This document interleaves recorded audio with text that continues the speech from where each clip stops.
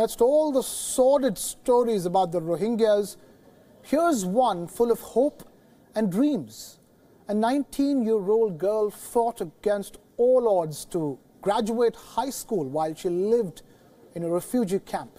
And now she is gearing up for a thesis at a university. This is the story of Rahima Akhtar, also known as Khushi.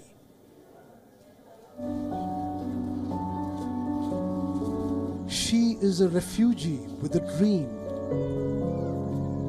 She wants to become the most educated Rohingya woman in the world. 19-year-old Rahima Akhtar lives in a refugee camp in Bangladesh, and she has graduated high school. One of the very few women in her community of more than 900,000 people to do so. But she is determined to continue studying and is already working on a thesis for university. By taking education, I'm able to know myself. That's why I'm still unmarried. Lots of my friends are here in the camps. They have 2 children, 3 children. They are leading their life inside the camps, and sometimes they quarrel with their husband and they feel sad, sometimes upset because they have children. There is no better life for themselves and for their children.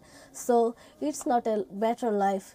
That's why I think if we take education, then we will be able to lead our life as a life.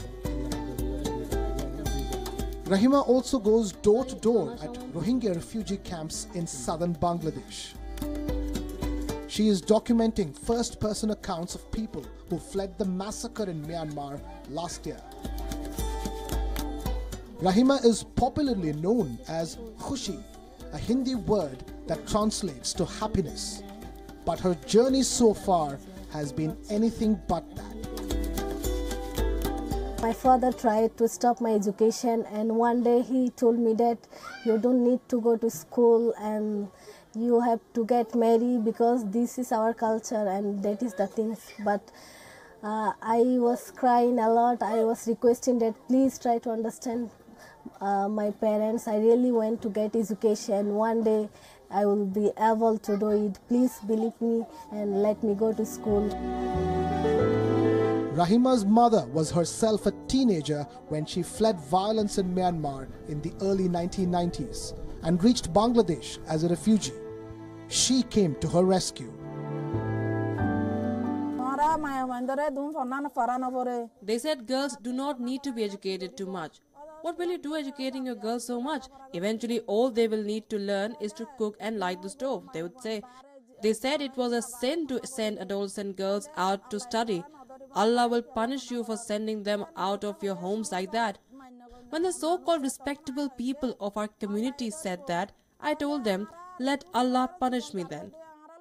What about our lives as refugees that have gone in vain because of our illiteracy? If I can help my children get a better future by education, then that is what I'm going to do.